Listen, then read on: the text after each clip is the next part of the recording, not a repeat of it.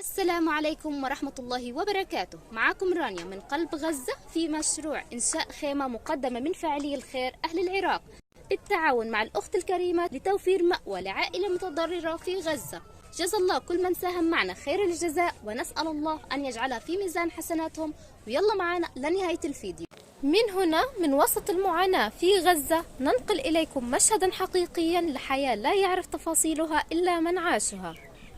من قلب غزة المحاصرة اليوم نرصد حالة إنسانية مؤلمة لعائلة كانت تسكن في خيمة متهالكة لا تصلح للحياة الآدمية، ولكن بفضل الله ثم بفضل تبرعات كريمة من فاعلي الخير من العراق وبالتنسيق مع الأخت الكريمة تمكنا من توفير خيمة جديدة للعائلة تضمن لهم الحد الأدنى من الكرامة والسكينة.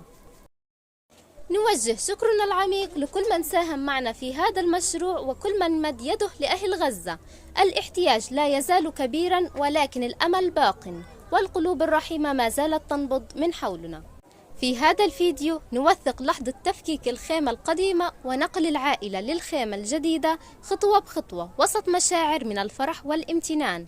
هذا ليست مجرد خيمة بل مأوى يعيد لهذه العائلة الشعور بالحياة من جديد. لقد بدأنا العمل من الصباح الباكر، جهزنا الأرض ونقلنا المعدات وبدأنا بتركيب الخيمة خطوة بخطوة رغم التحديات. الفرحة اللي شفتها في عيون العائلة وخصيصا الوالد كانت كافية تخلينا ننسى كل التعب. المكان داخل الخيمة كان مظلم، لا في تهوية مناسبة ولا حماية من تقلبات الطقس، وكان يشكل خطرا حقيقيا على صحة وسلامة العائلة. لكن بفضل الله وبدعم فاعلي الخير أهلنا من العراق بالتعاون مع الأخت الكريمة الفاضلة تمكنا من البدء بمشروع إنشاء خيمة جديدة تليق بكرامة الإنسان. اليوم وبحمد الله تم تركيب وتجهيز الخيمة من قلب غزة المحاصرة بالرغم من الصعوبات وغلاء الأسعار وارتفاع العمولة، وهذا بفضل الله ثم فاعلي الخير أهلنا من العراق. بارك الله فيكم وفي جهودكم ووقفتكم مع أهل غزة. غزة بحاجتكم، لا تتركونا وحدنا، نحن بأمس الحاجة إليكم ولدعائكم لغزة.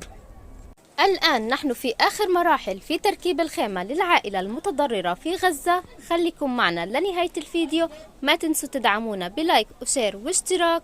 في حال لو حابب تشارك معنا في حملة دعم لأهل غزة النازحة من داخل بيوتها إلى الخيام، تواصل معنا عبر الواتساب وما تتردد بالمساهمة في حملتنا.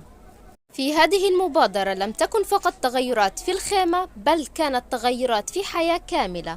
وجوه الأطفال، ارتياح العائلة، ودليلا حيا على أن فعل الخير مهما كان بسيطا يصنع فرقا كبيرا.